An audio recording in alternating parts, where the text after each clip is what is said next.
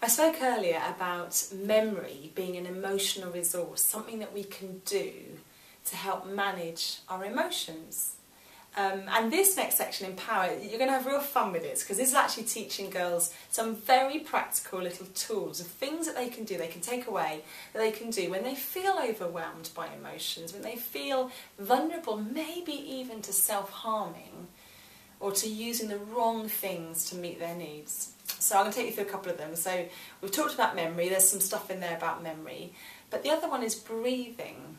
Actually breathing in and breathing out. And a brilliant technique to teach young people is to breathe in for a few counts and then to breathe out, and just get them to enjoy that. You might want to put some nice quiet music on, have a bit of fun. They'll giggle for quite a while, so you might just keep pushing through it.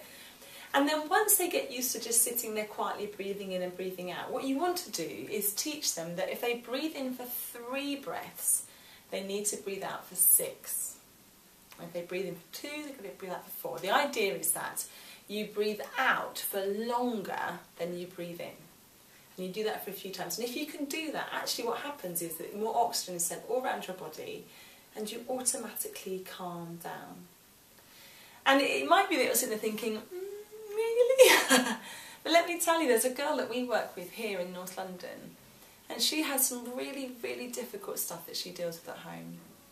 And we taught her a long time ago this breathing technique, and recently she said to us that one of the things that really helped her in the conflict at home and the stuff she was dealing with was she remembered that we taught her just to sit and breathe and calm down. That really helped her to know that she could calm herself down. She could take herself to her bedroom, and actually she began to say, when she began to breathe like that, she began to say, Lord Jesus, please will you be with me as I breathe? And she really felt God's presence. There's a wonderful little technique. You need to have fun with that. And then another one, a bit of fun as well, is often girls can feel quite a lot of anxiety, can't they? And we know that anxiety is one of the contributing factors in self-harming, just that anxiousness, I don't know what to do, how to manage the situation, how to control how I feel. And what I often do with girls is say, look at your feet, just look at your feet. Because did you know you don't feel anxiety in your feet?